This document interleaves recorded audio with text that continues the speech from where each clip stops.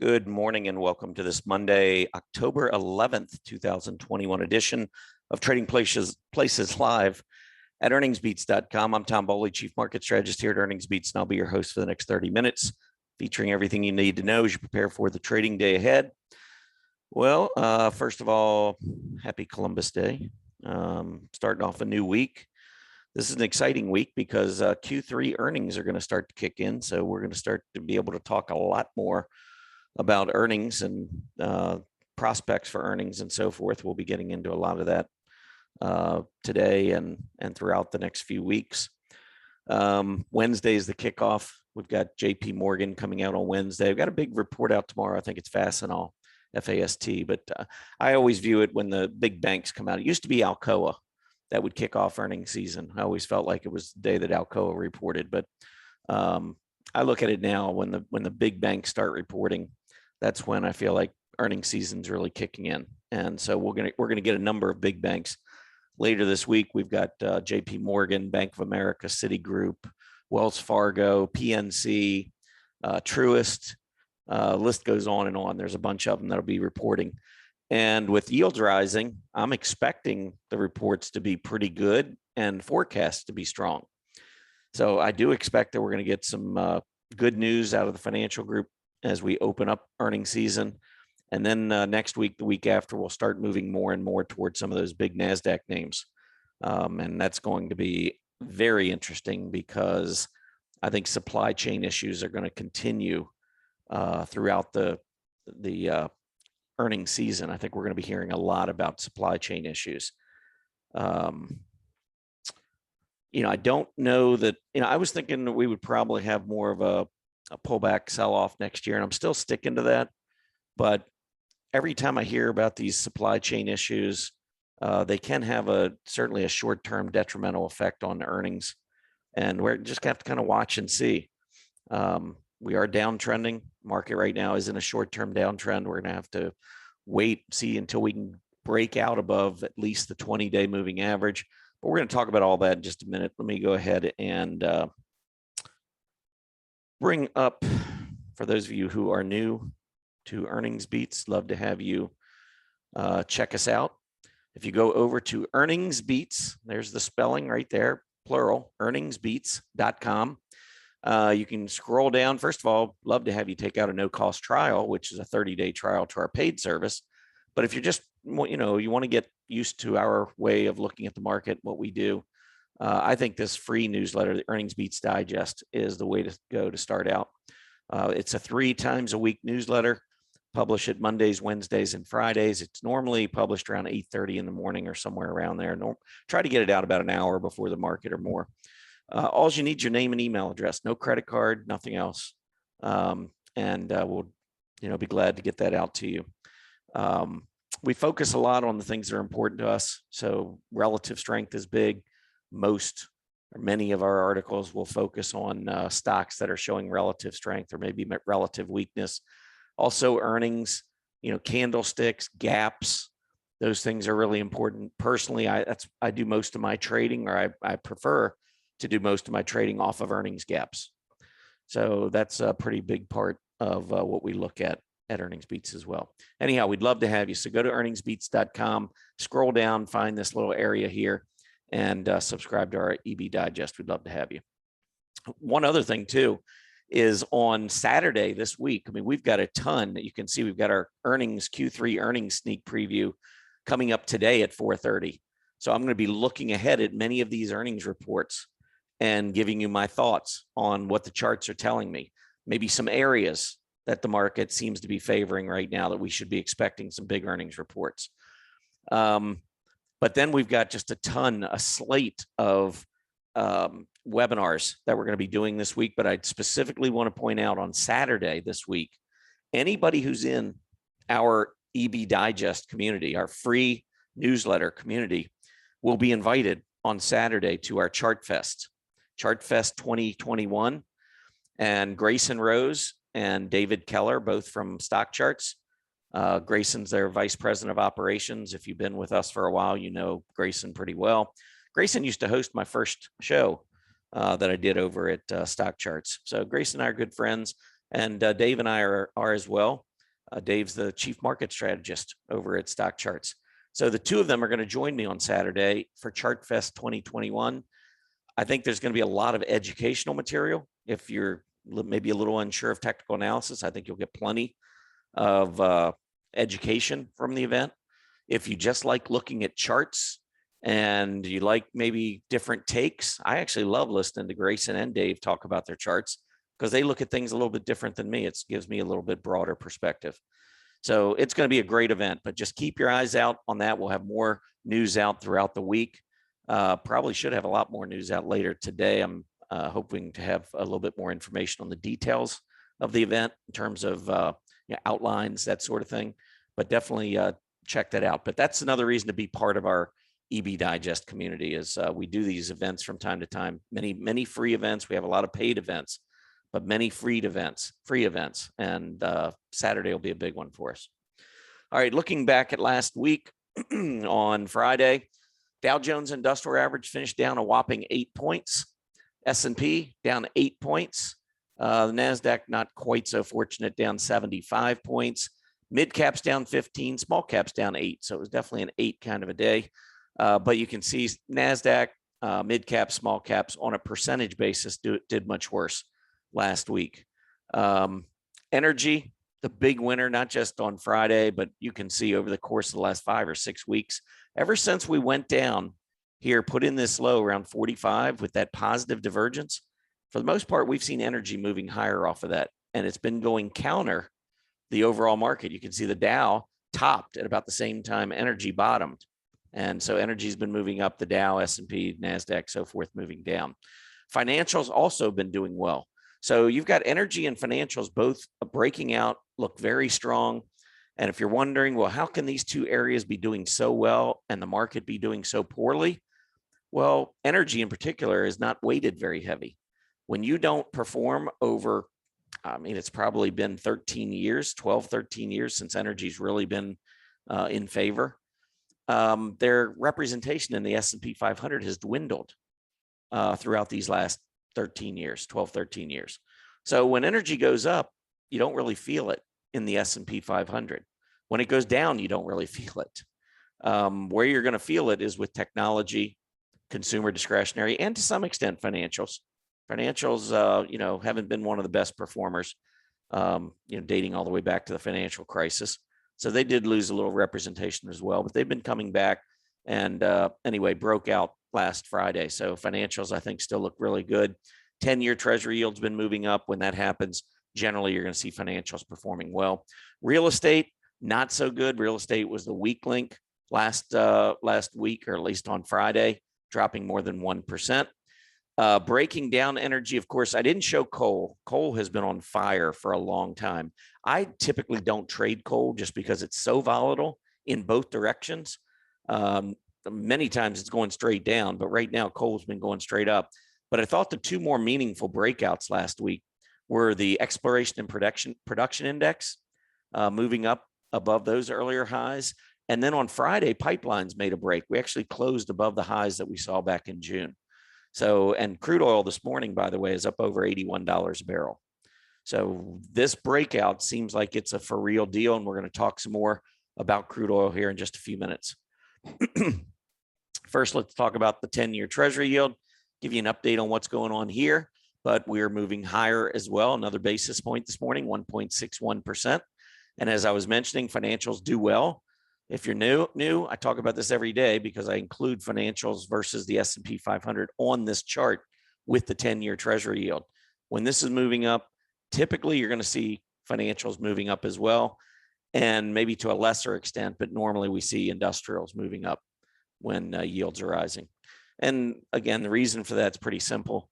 When the yield's rising, folks getting out of bonds or selling bonds, that's what's sending the yield up. Why do you get out of bonds?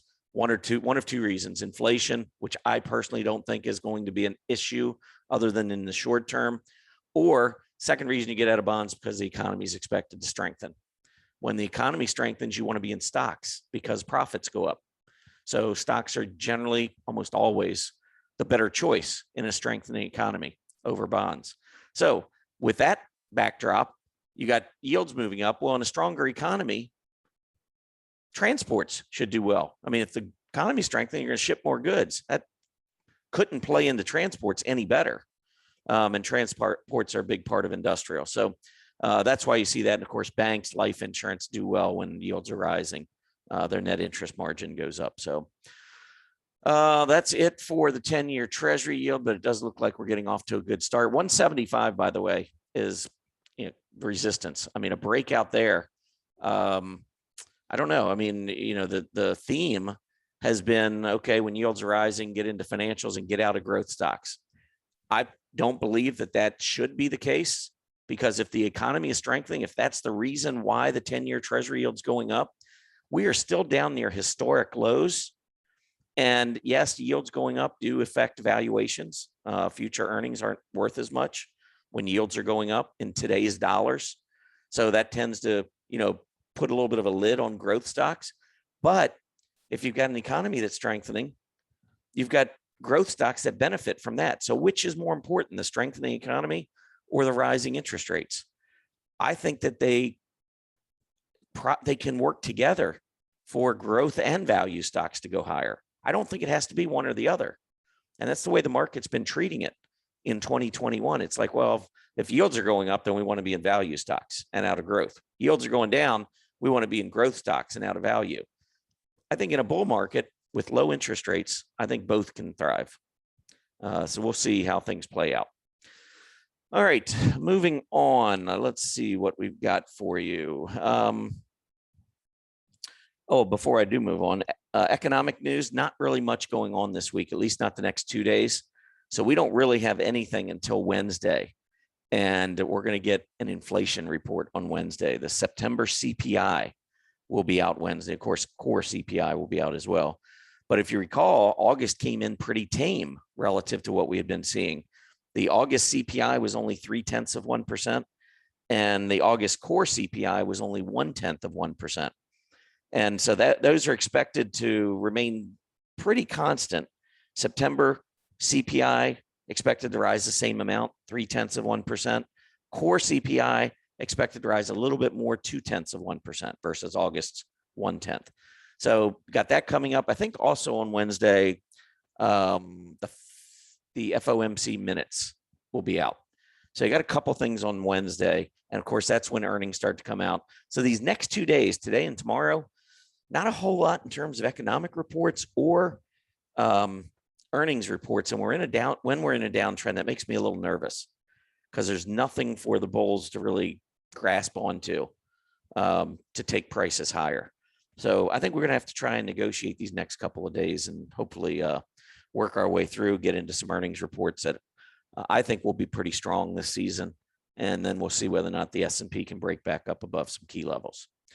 But speaking of the S&P, last week, here was your breakdown of what worked and what didn't work, or what worked but maybe didn't work as well as some other areas. So you got energy and financials. Energy by a mile was the winner last week. Financials also did well with those yields rising. Industrials did well with the yields rising. So there are your three winners. Then you've got staples, utilities, and materials as your next three. That doesn't excite me. And then you get down to the more aggressive groups where you've got consumer discretionary, technology, communication services actually lost ground last week. Technology barely gained. Technology failed to keep up with the S&P 500. So that's the problem right now, is technology, communication services, even healthcare is a pretty good representation of the S&P. These groups did not participate. And as a result, the overall market really struggled. Certainly didn't keep pace with energy and financials. So just wanted to point that out, because as we go into earnings season, I think rotation is going to continue to be critical, as it has been. I mean, it's been a crazy year for rotation. We always have rotation, and rotation is generally a good thing. But as we've gone through these supply chain issues, the moves within the groups, the rotation back and forth, as you've seen supply chain issues come up and as you've seen the yield move up and then down, everything is really driving rotation. I consider it like rotation on steroids. And so, when you're in a good group, you do really well. if you're in a bad group, you do really poorly. And it's not like the rising tide is lifting all boats at all times. It's like a couple of areas have holes in the boat, and they're sinking while the others are going up. Then they repair, they come right back to the top, the others sink. That's kind of the analogy that I would use, the way the market's been this year. Crude oil prices, got to mention them. You can see we closed last week at 79. Let me give you the update on this, because crude oil was moving again this morning. It is almost $81 a barrel. So it was up over 81 earlier, but that's another 2% jump this morning in crude oil prices. That's up about $1.57. So $81 a barrel. Look back, we haven't been at $81 a barrel since 2014. And if you've been getting gas lately, you've been to the pump, it's a little bit of sticker shock, coming out of the pandemic and global demand picking up, OPEC refusing to produce more oil. You remember a little over a year ago, year and a half ago, whatever, this is not an error. You remember when crude oil went negative? They were actually paying people to store oil. If you had a swimming pool and you wanted to store some oil, you could be paid to store the oil. And now look what it would be worth, year and a half later. So pretty crazy. But that kind of behavior, maybe this is a little bit crazier than most, but there are areas of the market that have just gone bonkers in both directions. I'll give you another one. I don't know if you've seen lumber prices. Look at the lumber price chart. I mean, it looks like Mount Everest was climbed back in the first half of 2021 and then went skiing down the other side of the mountain. We went from under $500 contract to $1,700 and then all the way back down below $500, all in the span of about 10 or 11 months. And that's what's going through our economy. Just kind of think about that. Now, it's just lumber price, but these kinds of movements, and this is why inflation took off, and now the Fed's expecting for it to be transitory and come back down, because these different bubbles, if you will, it's like, most time you think about bubbles, you think long-term bubbles. In this case, it's more about these short-term bubbles that are squeezing. Just think like air through a hose or something. It's just got to kind of work its way all the way through. And here's that air bubble, and then it gets through and it's gone. And so now lumber price is starting to move again, but from a much more palatable level. So this is, we talk about supply chain issues. Well, if there's not enough supply and all of a sudden the demand increases, tenfold, which is what we were seeing, that's what creates these bubbles where demand is so crazy, supply is limited. And as a result, that's economics 101, demand supply. And that's what's working through its system right now. So when you hear supply chain issues, things like that, think about things like this lumber chart. All right. I wanted to go through and talk a little bit. We were speaking about the rotation. I was talking about rotation earlier. And so I thought what we would do here is go into the various sectors as we're getting ready to go into earnings season and just flip through them quickly, see what's working, what's not working, where we might be interested, where we might not. Technology. And I'll tell you what, I'm going to stretch this out. This is only a 2-year chart. So I'm going to stretch it out to, let's go out 8 years. That's just about the length of the current secular bull market. And I use that 2013 date. That's when we broke out above the double top on the S&P from 2000 and 2007. But I'm just going to update this for 8 years. And then I'm going to apply this. This is another little tip at stock charts, by the way. If you change one chart on the chart list and you want them all to be that way, you don't have to go to each individual chart and go down and change this to 8 years. You can hit this apply style to all button.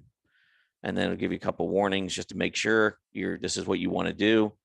And then it's like, are you really sure? And you click that. And now the next one I come up with when I scroll over here will be an 8-year chart instead of 2. So here's technology. Now, during the secular bull market, as I've mentioned many times, technology has been the leader.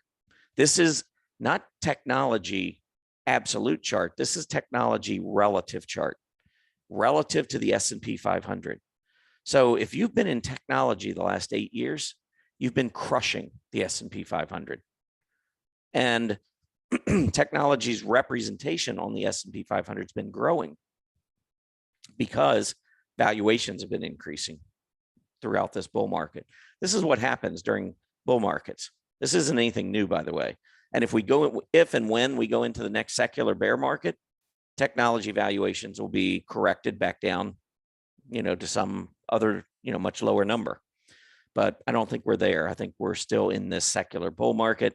So technology, I think, is a must own. Personally, there are going to be times when technology is, taken out behind the barn and beaten. But most of the time, as you look at this chart, you're going to see leadership in this area because their earnings grow so rapidly. Next up, consumer discretionary. I think consumer discretionary just broke out of this bullish wedge. So this is one of my favorite groups in the fourth quarter.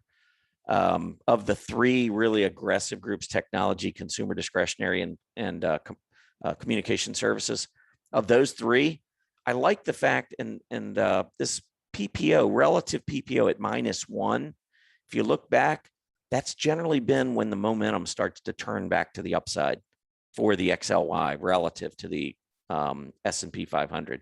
So when you start to see that moving higher there and here and here, look at what it does on a relative basis to the S&P 500.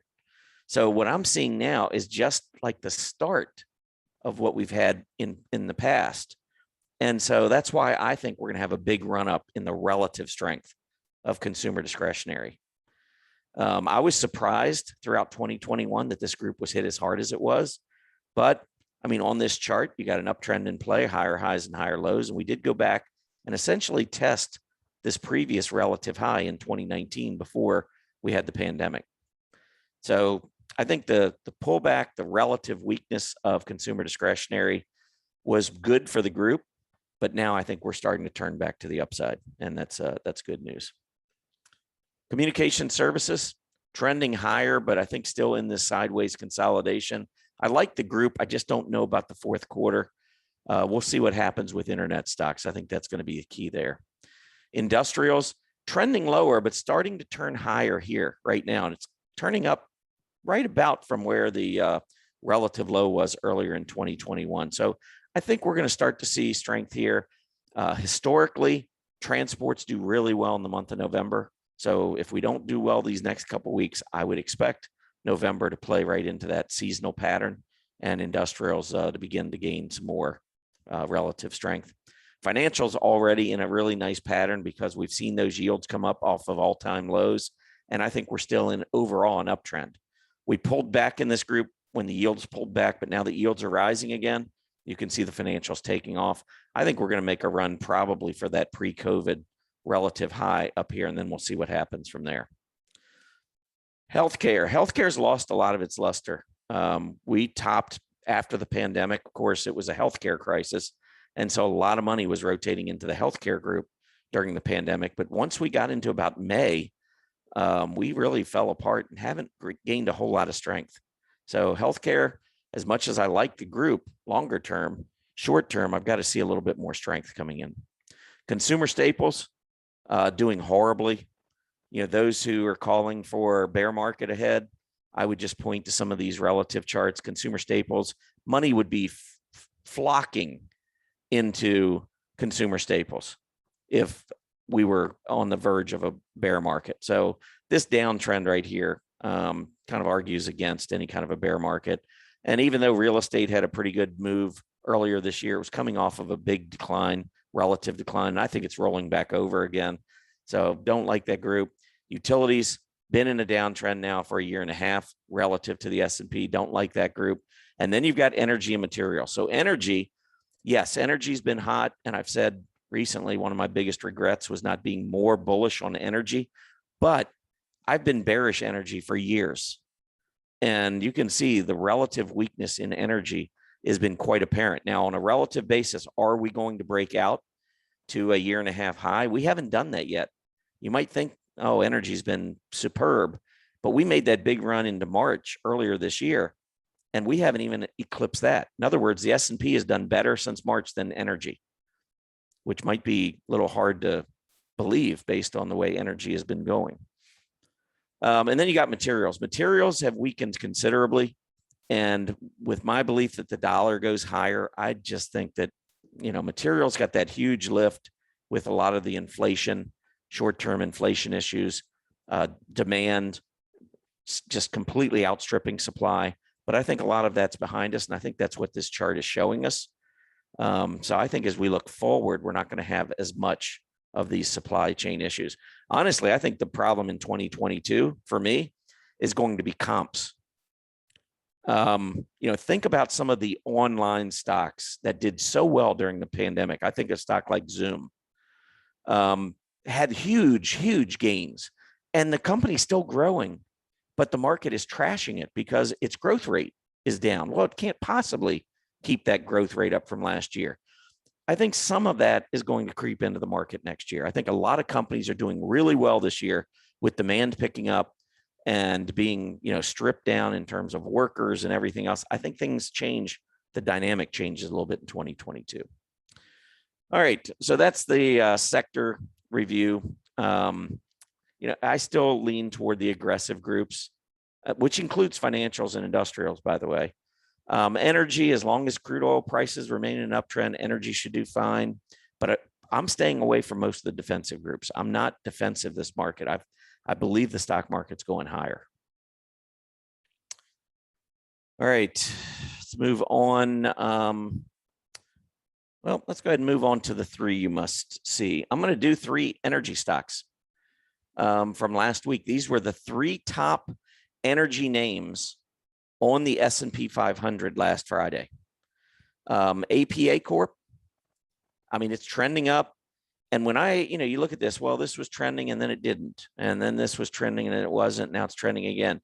How do you rely, when do you feel comfortable with a trend, an uptrend versus sideways consolidation? Well, a couple things for me. Number one, when you're sideways consolidating, moving averages don't hold anything. You go right below it, you go back up above it, you come back down below it. When you start trending, your 20-day moving average rises and holds as support. And that's what we saw a week and a half ago. And so I believe APA is trending up here. We got a breakout above these prior tops. AD line, look at the AD line all of a sudden moving up, breaking out. I think all of that combined with the volume that's been coming in, and I told you earlier, the exploration production area, strong. That's where APA lives. And it's starting to strengthen a little bit versus its group. But mostly, when you look over the last year, this has been all about the group and not so much about APA. But with that volume coming in here and it's starting to show leadership, AD line breaking out, price breaking out, it certainly seems like APA on any kind of a pullback, especially if it were to test its 20-day, would be a solid trading candidate. And then if it fails, you get right back out. I'm not going to have much patience if I trade energy because I know what that long-term relative trend looks like. All right, the next stock was HES, HES. Once again, AD line breaking out, taking off, volume picking up. This one is not in the exploration and production area, and its group, by the way, has not broken out yet. It's peer group, but the stock itself is trying to break out, which means it's showing relative strength versus its group. So I like that. I like the fact that it's leading. The volume's nice. AD line's good. I need to get this breakout, though. I'm not going to buy a stock just as it's approaching a major breakout. I either need to see the breakout or get that pullback to the 20-day. All right, last one I have for you is EOG, and we'll wrap up. EOG Resources, AD line starting to turn up, not as strong as the other two, but we are getting a breakout. And again, we are in that exploration and production area where it's been so strong. We're seeing a little bit of volume uptick there, which is good. This is a stock, again, just kind of going along for the ride for the most part. So it's the group that's carrying some of these stocks. It's not so much leadership by the individual stock. All right, that's it for me. I appreciate everybody tuning in. I'll be back tomorrow over at Stock Charts TV for your next episode of Trading Places Live. You can follow me over at Stock Charts by simply clicking right here on Stock Charts TV at 9 a.m. tomorrow morning. So hopefully see you over there. Interesting week. Earnings coming out on Wednesday. Everybody, happy trading.